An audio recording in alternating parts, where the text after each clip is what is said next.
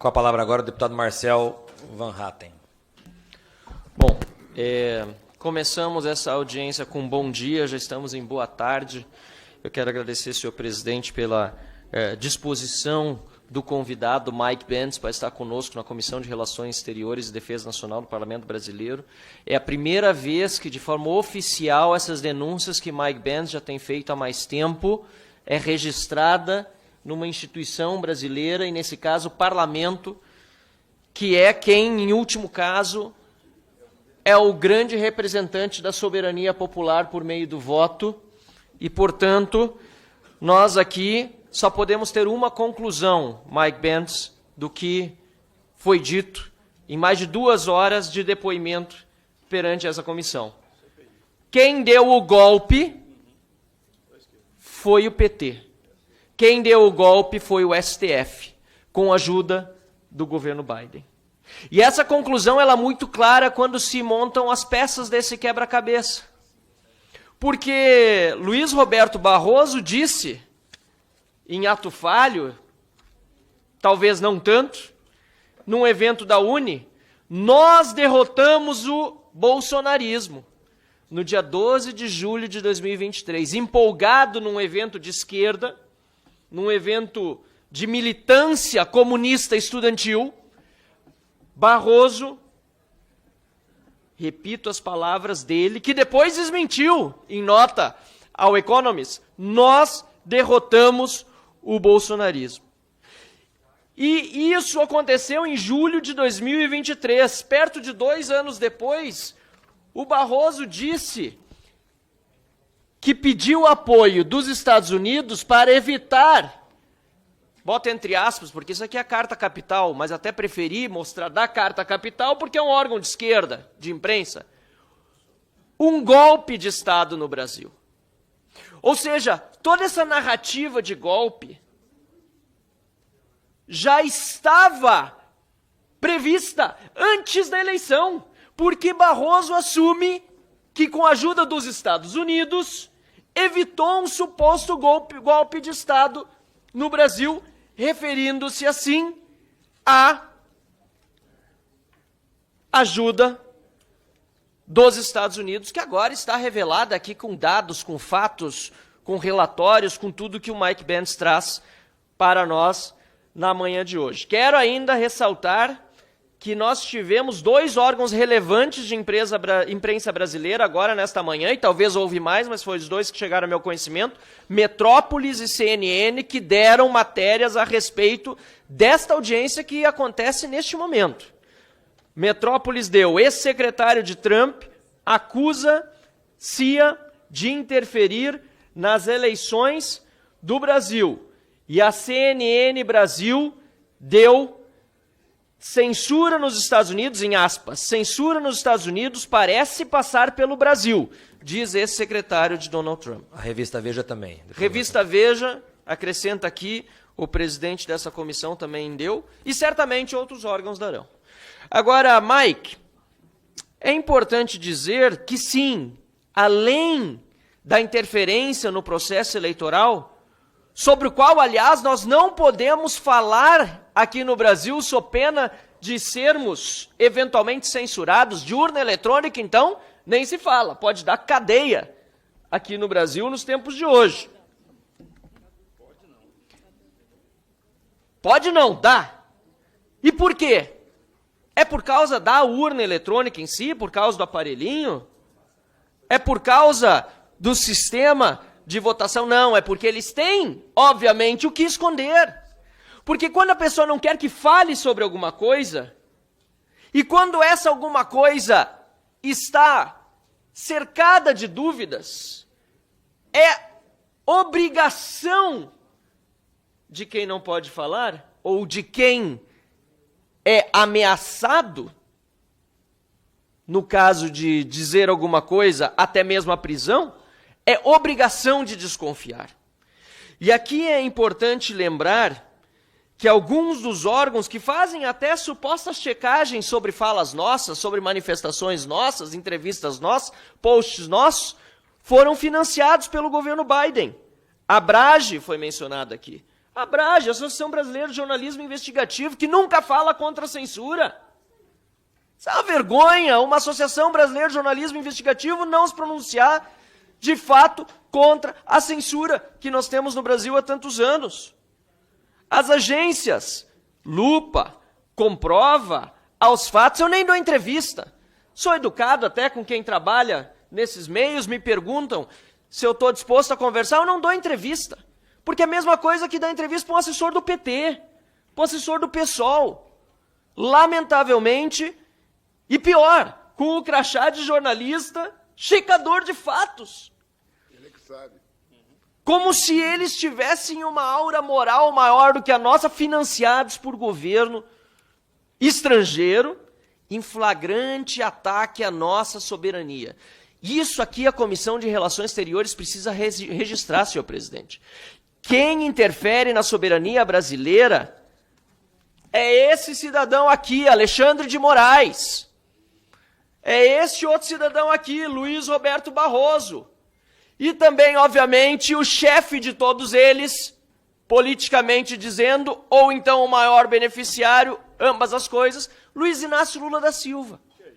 Porque se não fosse Lula ter sido solto da cadeia, condenado por corrupção pelo Supremo Tribunal Federal, nós não estaríamos vivendo este momento grave hoje de obstrução lá no parlamento, aliás, lá nos plenários da Câmara e do Senado, porque a indignação das pessoas que levou, inclusive, ao fatídico e repudiável 8 de janeiro, foi com todo um processo eleitoral absolutamente desequilibrado, que colocou um ladrão de volta nas urnas e que acabou levando Lula a assumir a presidência da República ilegitimamente. E isso está comprovado porque quem deu o golpe foi o PT, foi Lula, foi o STF, foi o TSE. E eu quero aproveitar a presença do Mike Bentz, até porque ele deu uma resposta aqui à deputada Bia Kicis muito boa para alguém que não tem todos os fatos na mão, e eu admiro isso nas pessoas. Quando é feita uma pergunta de forma objetiva e a pessoa diz, eu não tenho ainda todos os fatos, eu não sei, é muito melhor do que ouvir uma resposta certa, ou melhor, convicta de uma informação errada, e isso a gente vê aqui aos montes, às vezes de forma culposa, mas muitas vezes, como é o caso aqui, de forma dolosa, intencional para enganar. Mas eu queria informar, Mike Bentz, que nessa segunda-feira saiu o trabalho feito pelo jornalista Michael Schellenberger, em parceria com Alex Guttendag, e também com 2 jornalistas brasileiros corajosos, porque estão no Brasil. Vários meios de comunicação foram procurados, grandes jornais, para publicar a matéria que saiu nesta segunda-feira, assinada por eles, sobre as conversas de juízes auxiliares e assessores de Alexandre de Moraes para manter pessoas presas depois do 8 de janeiro. Mike, essa informação talvez você não tenha no detalhe, é um documento extenso, são 38 páginas de matéria jornalística, mas em determinado momento, este material, que não foi publicado por grandes jornais por medo de retaliação de Alexandre de Moraes, e agora nós vemos que muitos desses grandes jornais, que são parte desse consórcio formado por esses checadores de fatos, no fundo também têm responsabilidade ou até cumplicidade na situação que nós chegamos, porque esses checadores de fatos têm com o Estadão, com Folha, com Globo, todos eles têm convênio, estão consorciados. Tanto é que esses grandes meios publicam as mentiras que escrevem sobre nós. Eles não quiseram publicar por medo de Alexandre de Moraes o seguinte, Mike, que conversas entre auxiliares e assessores do Alexandre de Moraes dão a certeza de que pessoas foram mantidas presas ilegalmente por meses por causa da opinião política. A Procuradoria-Geral da República tinha pedido, por exemplo, mais de um mês depois da soltura, segundo as conversas aqui de 7 de março de 2023, ou seja, aliás, eu me refiro a uma conversa anterior, de fevereiro de 2023, pedido a soltura de 20 pessoas, e a chefe de gabinete de Alexandre de Moraes diz para Eduardo Talhaferro, assessor do TSE é o seguinte, não vou dizer literalmente, que eu não estou com a... Deixa eu ver se eu acho a matéria literal, porque fica até melhor. Ela diz o seguinte, ela diz que essas 20 pessoas estão esperando para ser soltas, a pedido da Procuradoria-Geral da República, mas antes disso, o ministro Alexandre de Moraes pediu para dar uma olhada nas redes delas, para ver se não há nada que possa mantê-las presas. Ou seja, discurso político utilizado para manter as pessoas no cárcere. Pessoas que foram presas no 8 ou no 9 de janeiro, que foram mantidas presas, Mike, em virtude de posts de 2018. De 2018, antes mesmo de Bolsonaro ter assumido a presidência da República. E aí, me perdoe a longa intervenção, volto à pergunta feita por Bia Kicis sobre a participação do governo americano eventual no 8 de janeiro, essa grande farsa feita para impedir que o povo voltasse por medo às ruas e protestasse, como sempre fez, democrática e pacificamente, contra o governo Lula, contra o PT, contra o STF, contra o TSE. Em determinado momento, diz essa matéria jornalística, que esse ex-funcionário do TSE, Talhaferro, teria pedido à chefe de gabinete do Alexandre de Moraes autorização para buscar provas de posts de pessoas que estavam presas por opinião política junto com parceiros, entre aspas. Parceiros. Por quê, presidente Mário Frias? Porque eles já não tinham mais os bancos de dados com os posts, tinha sido apagado, porque depois de determinado tempo a investigação apaga-se, não é mais necessário, mas eles precisavam manter algumas pessoas presas por opinião política e pediram para autorização para que parceiros pudessem ajudar, e depois Alexandre de Moraes deu. E quem eram esses parceiros? Eu vou ler a matéria. De acordo com esse funcionário do TSE, os chamados parceiros infiltrados nos grupos de mensagens incluíam agências de verificação de fatos, como a agência Lupa, e instituições acadêmicas, como a FGV e a UFRJ. Esses parceiros não se limitavam a enviar relatórios ou dicas ao TSE. Eles também recebiam pedidos de investigação diretos do tribunal. Ou seja, essas agências de checagem tinham pessoas infiltradas, se é que não tem ainda nos grupos em que nós estamos, em que pessoas da direita estão, para verificar as suas postagens e mandá-las para o TSE, para depois manter essas pessoas presas. Essa não foi a única vez que funcionários do tribunal recorreram a pessoas de fora. Não se tratou de um caso isolado. Conforme revelado anteriormente por a investigação, ativistas e jornalistas com ideologias alinhadas enviaram dossiês não oficiais diretamente a Alexandre de Moraes. Alguns deles foram posteriormente utilizados para justificar ordens de censura e de detenção.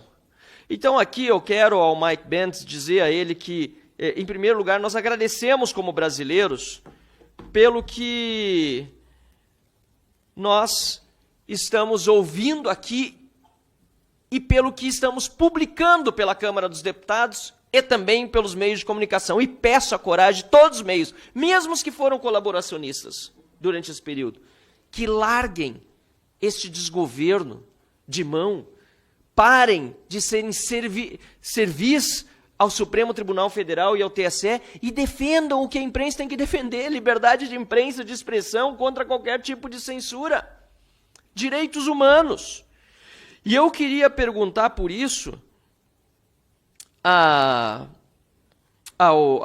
Mike Bentz, qual é que é o grau de responsabilidade indireta que as agências norte-americanas podem ter quando as suas iniciativas acabam sendo cooptadas também para fins de repressão política fora dos Estados Unidos.